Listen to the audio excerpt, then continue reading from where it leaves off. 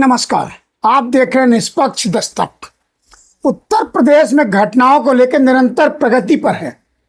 कहीं महिलाओं के साथ घटना होती है, कहीं नाबालिग बच्चे के साथ बलात्कार होता है और कहीं पाखंड के नाम पर सैकड़ों लोगों की जान चली जाती है।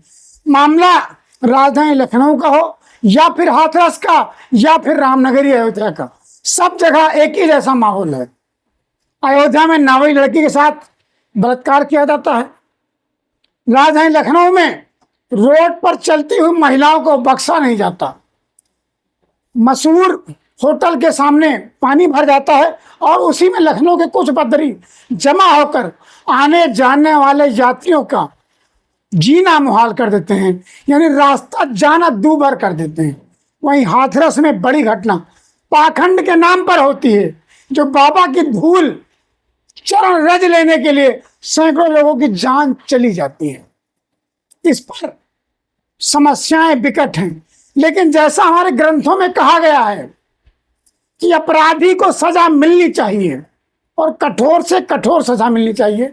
न्याय देने के लिए भले ही कुछ अनर्थ ही क्यों ना करना पड़े, लेकिन अपराधी को बख्शना नहीं चाहिए।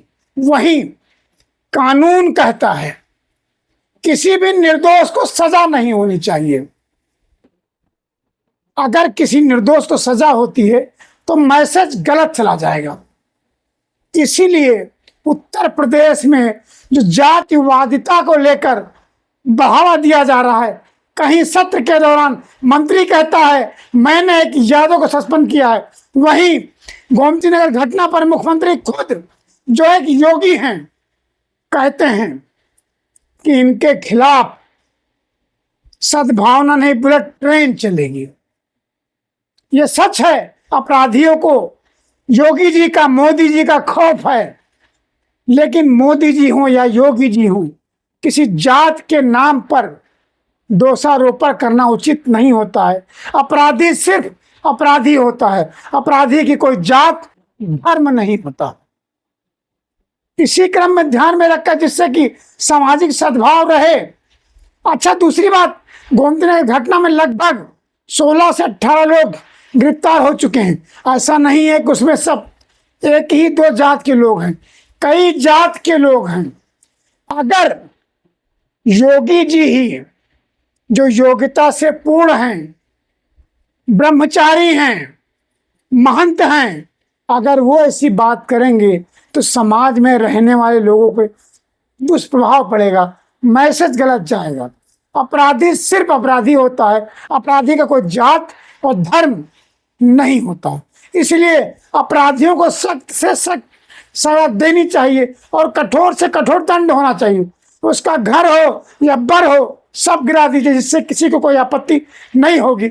आज जनेश्वर मिश्रा की पुण्यतिथि पर अखिलेश यादव ने क्या कहा, सुनिए उन्हीं की जुबानी। चुनाव से पहले भारतीय जनता पार्टी षड्यंत्र करना चाहती है चुनाव से पहले, और उनका लक्ष्य पहले दिन से रहा है कि समाजवादियों को कैसे बदनाम किया जाए, और खास कर के मुसलमानों को लेकर के उनकी जो सोच है वो अनडेमोक्रेटिक है, अनकॉन्स्टिट्यूशनल है। ये सोचिए, एक मुख्यमंत्री योगी, तो इसका मतलब ये है कि अगर कोई योगी अगर वो लोकतंत्र पर भरोसा नहीं करता है और कॉन्स्टिट्यूशन पर भरोसा नहीं करता, वो योगी नहीं हो सकता है। मैं 3 घटनाओं का उदाहरण देना चाहता हूं आपके सामने जी। पहली घटना हाथरस, जिसमें एक साधु संत के कार्यक्रम के लिए परमिशन के लिए भारतीय जनता पार्टी के विधायक और नेताओं ने लिखा था, लेकिन जो प्रशासन को काम करना चाहिए था जिस जिम्मेदारी से सुरक्षा और उन चीजों का इंतजाम करना था, वो नहीं किया, जिसका परिणाम ये हुआ कि बड़ी संख्या में लोगों की जान चली गई। न केवल जान गई है, उनका नुकसान हुआ बड़े पैमाने पर। बहुत से लोगों का हाथ पैर या जो भी नुकसान हुआ, उसका कोई मदद सरकार ने नहीं की। दूसरा, आपने देखा होगा गोमती नगर में जो भी बना हमको दे देना, और जो मुख्यमंत्री ने सदन में ये कहा, सूची तो हालांकि बहुत लंबी थी, इसमें पुलिस का दोष कम है, पुलिस तो पूरी सूची दी थी, लेकिन भारतीय जनता पार्टी के जो मुख्यमंत्री और सरकार वो ये चाहती है कि पुलिस भी भारतीय जनता पार्टी की कार्यकर्ता बन जाए। ये जो नए तरह का काम हो रहा है कि पुलिस को भी ये भारतीय जनता पार्टी का कार्यकर्ता बना रहे हैं। जब पुलिस ने सूची दी सब नामों की, तो आखिरकार मुख्यमंत्री जी ने केवल यादव और मुस्लिम का नाम क्यों पढ़ा?